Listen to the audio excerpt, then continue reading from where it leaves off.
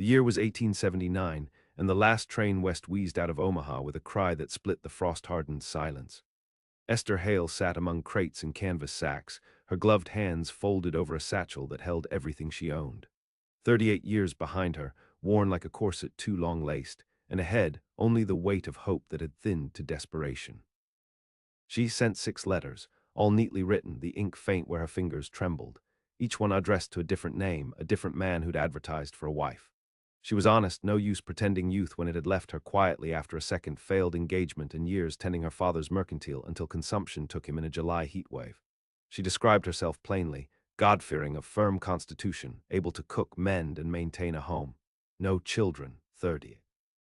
Sober of temperament. 3 replies came. The first mistook her age as a misprint. The second offered only one line, too old. The third, from a man called Elias Tritt, sounded almost kind. He asked for a daguerreotype. She sent it. Nothing returned. But she had no work left in Omaha, no family, no coin to rent past the end of winter. So she wrote one more time to Elias Tritt in Ash Thistle, Montana Territory. No photograph this time, only her words. She told him she was coming, that if he turned her away, she'd find her own way through. The train choked westward into the pale iron plains. Ash Thistle was a speck wrapped in wind. Snow stacked along the clapboard fronts of its buildings, and the church steeple leaned as though bowed under its own prayers. The town had once been a mining camp, then a ranching stopover. Now it was mostly a place where people went when they had nowhere else to go. Esther stepped down from the train with no one waiting. She stood in a bladed wind that carried the scent of smoke and horses, watching a boy in a rag coat load sacks onto a wagon. When she asked where she could find Elias Tritt, he stared. Tritt don't talk much to folk, lives up by Widow's Ridge. Could you take me there? He spat into the snow. Ain't my way. She walked. The ridge was 2 miles outside town, the trail a frozen scar between bramble and cottonwood. Her boots slipped, skirt catching on branches. The house came into view as dusk fell, a long-roofed homestead with a barn slumping beside it. A single candle flickered in the front window. Esther knocked twice. A man opened the door slow, as if surprised someone dared. He was taller than she expected, gray at the temples, hard around the eyes. His shirt was homespun, his boots mud-caked. He held the door without a word. "I'm Esther Hale," she said. "You wrote to me." He looked at her like a man might look at a dry well. "I changed my mind." She stared past him. Inside, the hearth was warm, the table set with a single tin plate. "I came from Omaha," she said. "I have nothing else." "You didn't send the photo." "I figured you'd seen enough. I don't take kindly to strangers deciding for me." She tightened her grip on the satchel. "Then don't call me a stranger. You told me you wanted a wife. I'm here. You don't have to marry me. Just let me stay until spring." He stepped back without nodding. She entered.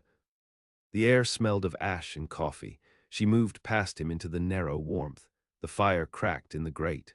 A wooden rocking chair stood beside a woven rug worn to threadbare. "You can sleep in the loft," he said. "Barn's got room if that don't suit." "I'll take the loft." He didn't speak again that night.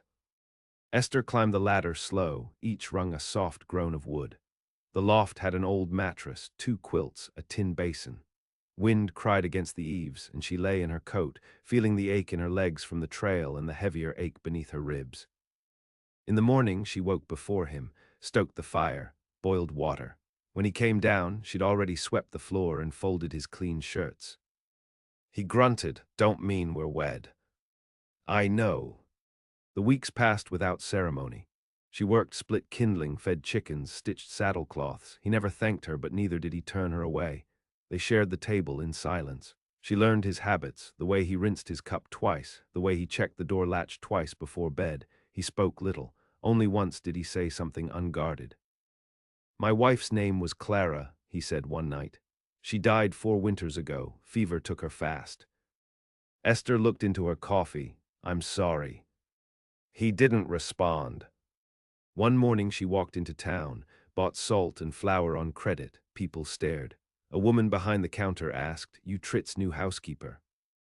Esther met her eyes. "I keep my own name." Outside, two boys whispered, "She's too old for courting." One snorted. She turned and stared at them until they fell silent. By February, the snow softened. Calves were born, and Esther helped bind their legs when they slipped on the ice.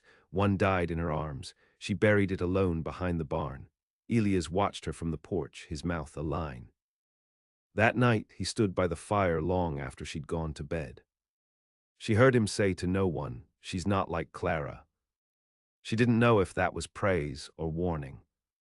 One evening, a rider came, wore a badge under his coat, the sheriff, though he didn't wear it proud. "Trit," he said, "there's trouble out near the Split Rock Pass. Rustlers, they took a horse from old Rill's place. Might be they try yours next." Elias nodded. "I'll watch for it." Esther stood behind him. The sheriff's gaze flicked to her. "Your wife?" "No. She lived here a while." Elias didn't answer. "She said I came west alone. I'm not ashamed of it." He nodded once, surprised. "Most women wouldn't." "I'm not most women." When the sheriff rode off, Elias closed the door quiet. She turned from the window. "You never asked what I left behind." "I figured if you wanted to tell me, you would." She studied him. "I didn't lose anyone.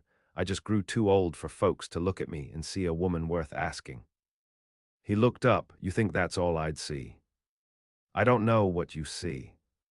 "I see someone who wakes before me and sleeps after. Someone who didn't flinch at burying a calf. Someone who hasn't once asked me for anything but fire and salt." "That's not love." "No, but it's not nothing." The silence held. She stepped closer to the hearth, the warmth licking at her skirt hem. "If I stayed," she said, "not as a house guest, would you marry me?" He didn't answer at first, just watched the fire move. Then he said, "I don't want to bury another wife." "Then don't," she said. "Bury yourself first if it comes to that, but I'm not going anywhere else." He met her gaze. It was the first time she saw what was behind his silence, fear shaped like grief, like guilt too long held.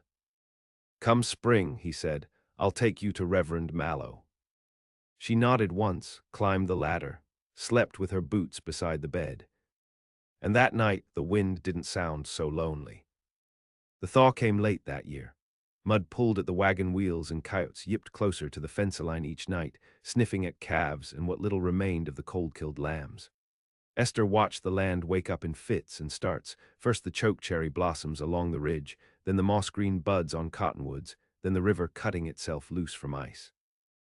Elias didn't speak of the Reverend again, not at breakfast, not over the fence mending, not even when Esther cleaned out the front parlor with the steady hand of someone preparing for guests. She didn't press him, but in the back of her thoughts, the question held like a tooth waiting to break skin. She worked without being asked, scrubbed windows, salted pork, started a garden with what seeds she could trade for turnip, beet, bitter greens. By then the town had stopped whispering so much. Some still stared when she came in to buy nails or lamp oil, but the worst of the mockery had passed. Loneliness, she'd found, was more frightening to most than age. Then one morning, with the creek just swollen enough to carry trout, a boy came riding hard up the trail. He was barely 15, red-faced from galloping.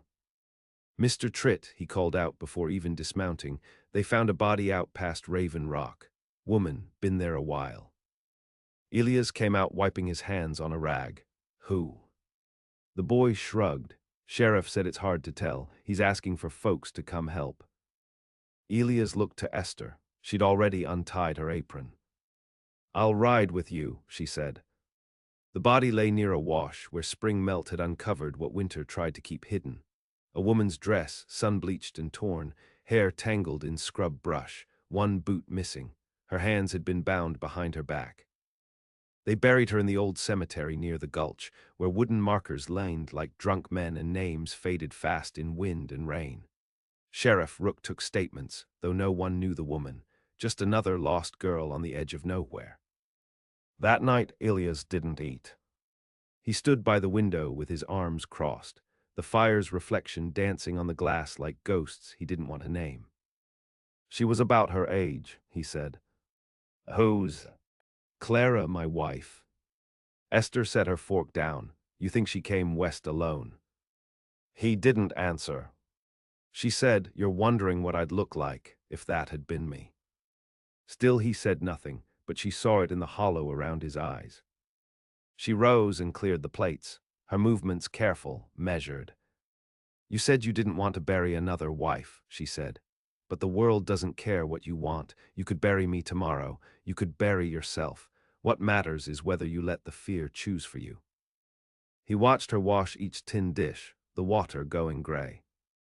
The next morning, he harnessed the wagon without a word and drove her into town. Reverend Mallow was a thin man with a blind left eye and a voice that cracked like old wood. He asked no questions, just said, "God brings the willing together, and the land tests the rest." They were married in the back of the church, in the shadow of stained glass whose colors had long since dulled with dust. No guests, no flowers, just the dry echo of a yes spoken without flourish. On the way back, rain fell, not heavy, just enough to turn the road slick. Esther let her hand rest on the bench between them. He didn't reach for it, but he didn't move away either. In the weeks that followed, nothing changed and everything did. They still rose early, worked long. But there was a new silence, less hollow, more like the hush of something taking root beneath the soil. Elias no longer double-checked the door. He no longer left the room when she sang old hymns while boiling coffee. He even carved her a new handle for her garden hoe, smoothed from pine, fitted to her grip. And then one afternoon, a rider came again. Not the sheriff this time, a man she hadn't seen before. He wore a long coat, stained from road dust, and rode a gelding with a bite-marked ear. He dismounted without greeting, looked past Elias straight to her. "You her?" he asked. Elias stepped forward. "You looking for someone?" "Esther Hale." Her stomach tightened. "I am." He nodded once. "I'm Walter Briggs, my brother on the land east of Vermilion Creek. Before he died, he kept a stack of letters from women answering ads. Yours was in there, dated back 6 years. I was cleaning his cabin, thought you should have it back." He handed her the envelope, the seal unbroken. She turned it over in her hand. "I sent that to a Henry Briggs," she said. "My brother. I never heard from him. He died before he ever opened it. Took a bad fall out by the cliffs. Might have been drink, might have been worse." She tucked the letter into her apron. "Thank you." Walter didn't linger. After he rode off, Elias watched her long. "You were willing to marry a man you didn't know," he said. "So were you." He shook his head. "No, I wanted a house kept, food cooked, silence shared. You wanted more than that. I wanted a place where I wasn't invisible." He looked at her then, truly looked, as if only now realizing she wasn't a ghost stitched together by need and patience. "You're not invisible." She didn't smile, just nodded once and went back inside.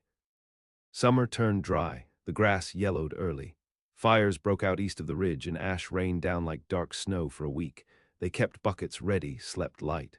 The wind carried the scent of burning timber, of things lost too fast. In August, Esther woke to find Elias gone, his rifle missing from its peg. She waited till dusk, then saddled her own horse and rode after him. Found him by the old Cooper trail, kneeling beside a dead mare. Blood pooled in the dirt, a rope halter hung from its neck, no saddle, no packs. Elias stood when she approached. "Rustlers again," he said. "Must have driven it too hard, took what they could, left the rest." She glanced at the tracks, too many to follow. "What now?" He looked out past the trees, where the sun was going red behind the hills. "We tighten things, lock the barn, keep the dogs close." Esther nodded. On the ride back, he said, "You still think you made the right choice?" She answered without hesitation, "Yes." "You didn't even flinch when you saw the blood." "I've bled enough not to." That night they slept in the same room for the first time, not out of desire, but caution. 2 rifles leaned against the wall, the dogs curled near the hearth.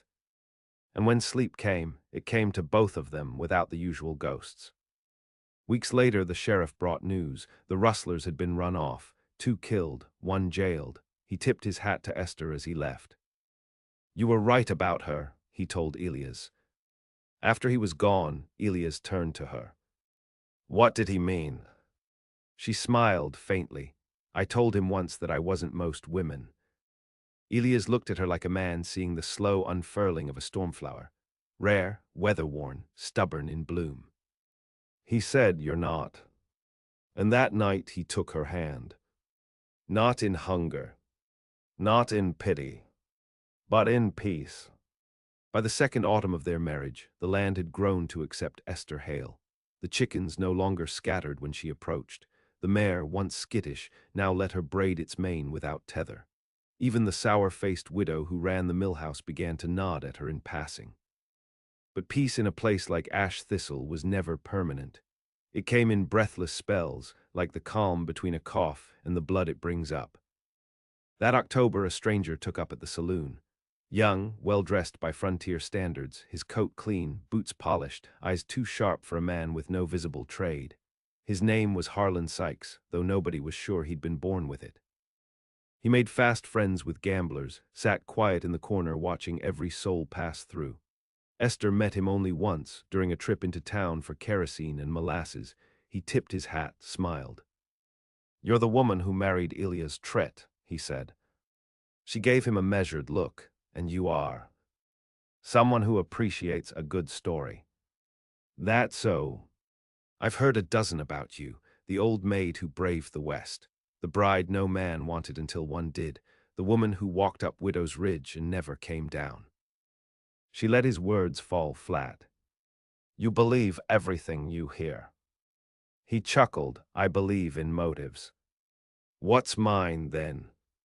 "To outlive them all." She walked away without answering, but the weight of his gaze lingered. At home, Elias had taken to repairing the old smokehouse.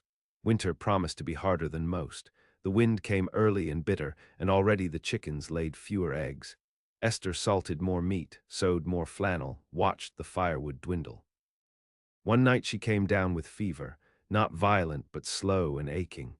She fought it with vinegar cloths and rest, refusing to let it take hold. Elias sat beside the bed and read from an old family Bible, his voice low, words worn soft from repetition. "Did Clara get sick?" she asked, half lost in fever fog. He nodded. "I sat just like this. She wouldn't look at me, even when the pain got bad. I think she was ashamed." "I'm not. I know." She recovered by week's end. When she rose from bed, weak but upright, he kissed her forehead without comment. The next day he rode into town to trade pelts. Returned with a cold expression and a splintered knuckle. "Ran into that Sykes fellow," he said. "Asked too many questions." Esther set the kettle on the stove. "About what?" "You." She turned slowly. "What did you tell him?" "Nothing, but he knew your name before I gave it." They said nothing more that night. But from that evening on, Elias cleaned his rifle twice instead of once. A week later a letter came, no return address, postmarked from Cheyenne. It had her name in a man's handwriting, blockish and practiced. She opened it on the porch. Elias watched from the door. Inside, 6 words. "I know what you left behind." No signature. She burned the letter. Elias didn't ask, but she saw the tightness in his shoulders the next morning. The way he paused longer at the window, eyes on the trail. Later, while hauling water, he said, "Whatever it is, it's yours to tell or keep." She stopped him with a look. "When I was 20, I worked for a man in Missouri," she said. "Owned a dry goods store. His wife had died. He was twice my age, kind enough at first." Elias waited. "I lived above the store, took care of the books. After 2 months he asked to court me. I said no. He locked the door the next night, said if I wasn't his, I was anybody's. I fought, I ran." "You killed him." "No, I left him breathing, but I didn't wait to see if he stayed that way. I changed my name, fled east then west. I don't know what story he told afterward or who believed it, but I never stopped running." Elias didn't move, didn't flinch. "Do you regret coming here?" She answered only that it took so long. That night they spoke no vows, but a deeper thing settled between them. Not love, not trust, but that third thing people rarely name, recognition. 2 days later, the barn burned. Esther woke to the sound of splintering beams, fire catching in the dry roof straw. She and Elias ran barefoot into the night. The sky glowed orange, the horses shrieking in their stalls. He freed them with his bare hands, burning his palms on the latches. She found the lantern glass near the barn wall, smashed, oil scent strong in the dirt. "Set fire," she said. He nodded once. Sykes had disappeared by morning. The sheriff took statements, promised to poke around. No justice came. They rebuilt the barn in silence. Winter bit harder than expected. One of the mares miscarried. The garden stores ran low. Snow drifted in from the east, packing hard against the house until the windows groaned. In the quiet, Esther wrote a letter, not to Sykes, not to the man in Missouri, to no one. She burned that one, too. When spring came, she planted peas and onion bulbs. Elias limped from an old injury flaring in the cold, so she took to the heavier work. He sat on the porch, carving spoons with his bandaged hand, watching her. "You think he'll come back?" he asked. "He might. You afraid?" "No, but I'm ready." He nodded. They didn't speak of it again.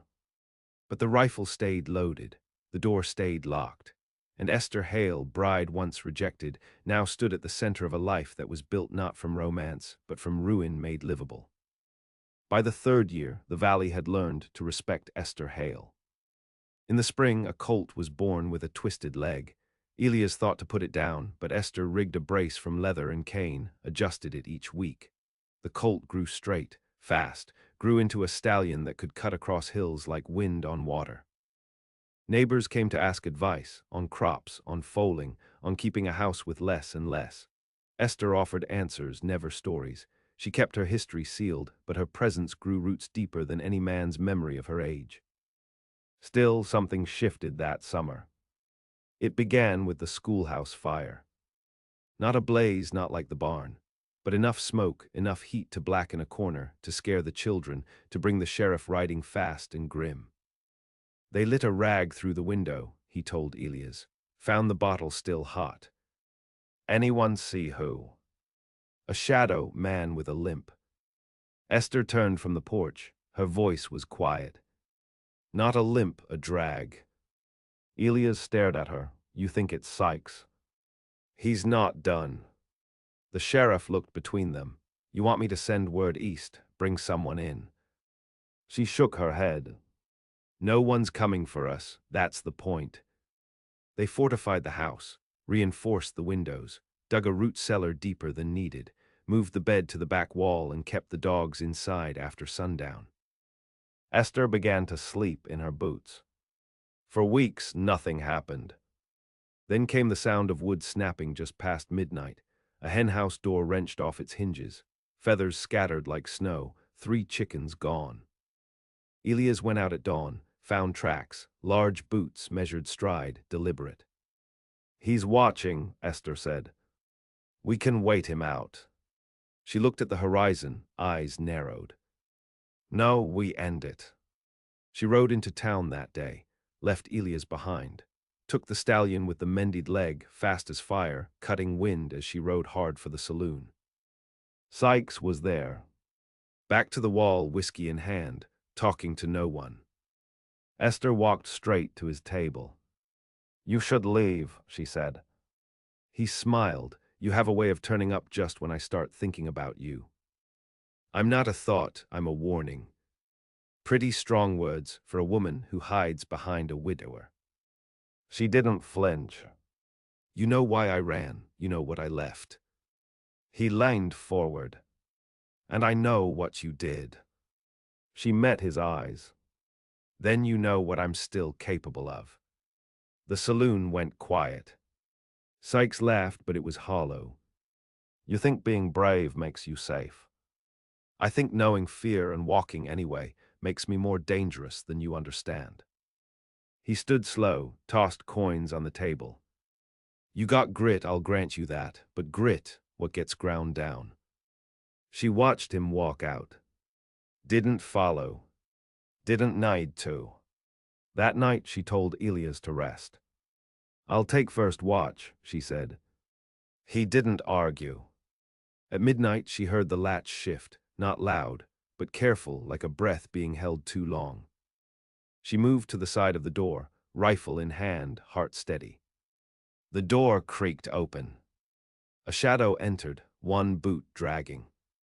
She didn't speak, didn't warn. She pulled the trigger. The blast lit the room. The shadow fell. Elias bolted upright from the back room, dogs barking, smoke drifting from the muzzle. When he reached the body, Esther was already kneeling beside it. It was Sykes. It was the boy from the mill house, 15 maybe, red-cheeked, still breathing. In his hands, a sack of salt pork.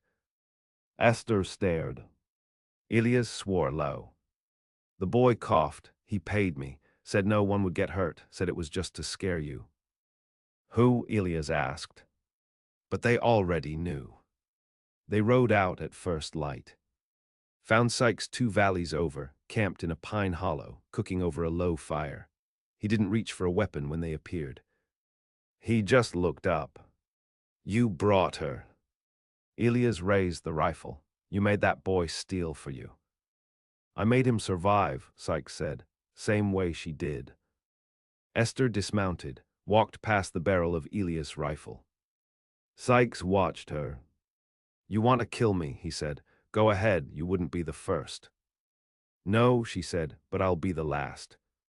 She took his knife from his belt before he could move, slit the rope to his satchel, emptied it. Letters, old, stolen, women's names, faces, promises never answered. You're a vulture, she said. I'm what men like you made, he said, looking past her to Elias. What you left behind when you picked someone else. She drove the heel of her boot into his hand. Hard, bones cracked. He screamed once. That's for the barn, she said. The schoolhouse, the boy. You done, he spat. No, she said. I'm done being afraid. They left him there, not dead, just broken enough he wouldn't ride far. They told the sheriff. Justice came late and quiet. Not in court. Not in blood. But in the absence that followed. By fall the house stood whole again, new hens in the coop, the cellar stocked. Esther sat on the porch with her mended rifle across her lap, watching the trees shiver under first frost.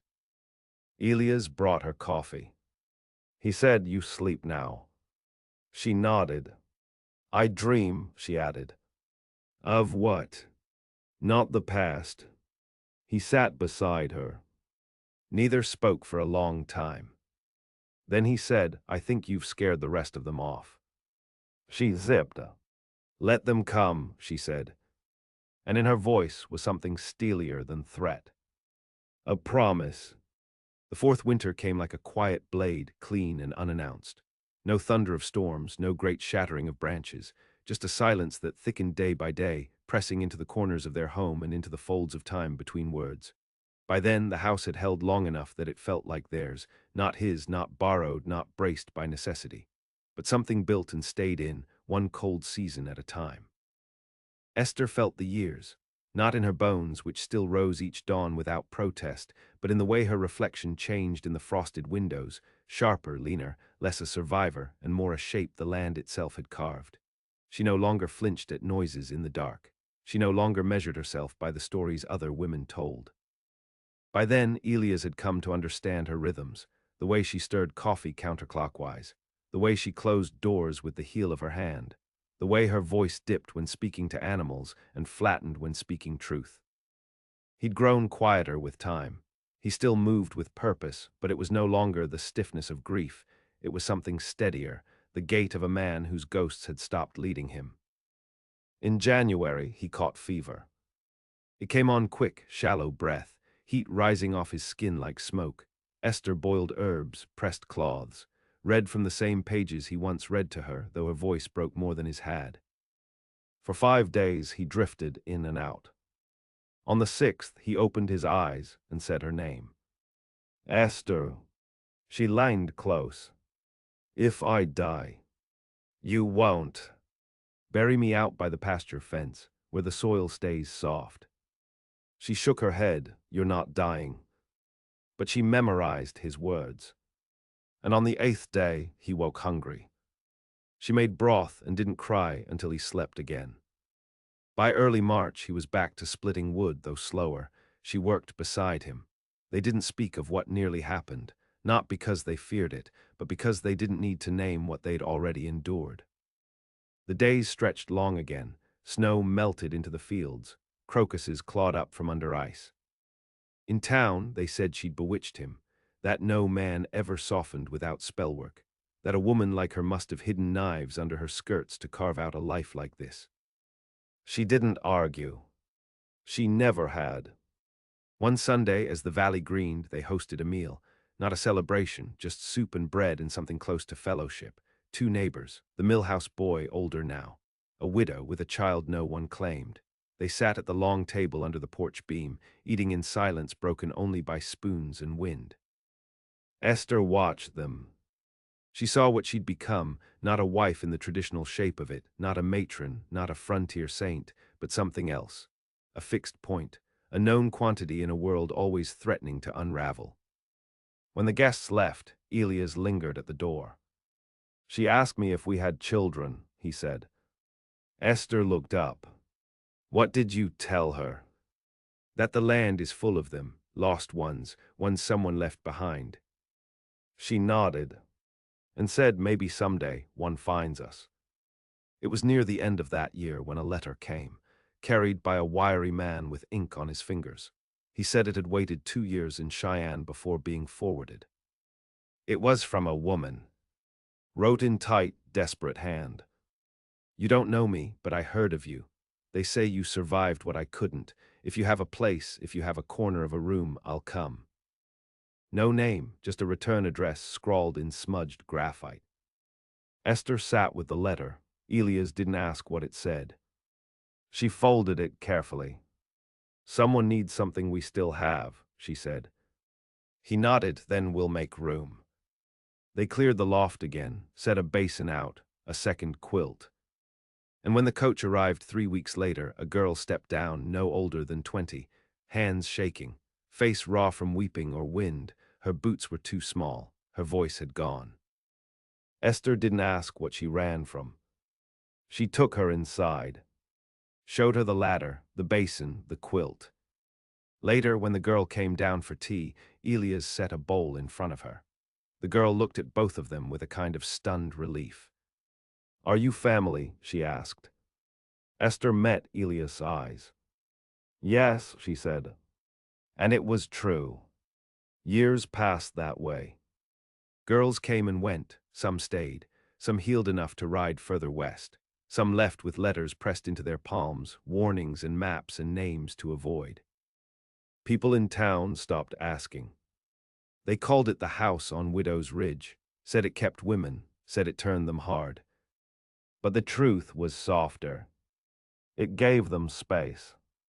To grieve, to wake, to grow something out of ruin. One spring, Ilias didn't wake. No fever, no sickness, just silence and a stillness in the bed that told Esther what she already knew. She didn't weep, not then. She sat beside him, took his hand, let the day rise. Later, she buried him by the pasture fence, where the soil stayed soft. She planted white flowers along the edge. The stallion paced the fence line for hours after. Esther aged slow, with purpose. Her hair silvered, her voice deepened, her hands grew stiffer. But she never stopped walking the ridge each morning. Never stopped answering letters that came without warning from women whose voices had been stolen. She became something of a myth. Not for her love story, but for what she refused to lose. And what she refused to let others lose, too. When she died, she was buried beside Ilias. Not under a headstone, but beneath a post carved with the single word. Worth. The last girl she'd taken in placed it there. Because no one else ever had. And because, even in death, Esther Hale was still watching the ridge. Still standing guard. Still reminding the world it was never too late to choose yourself. and never too late to be chosen.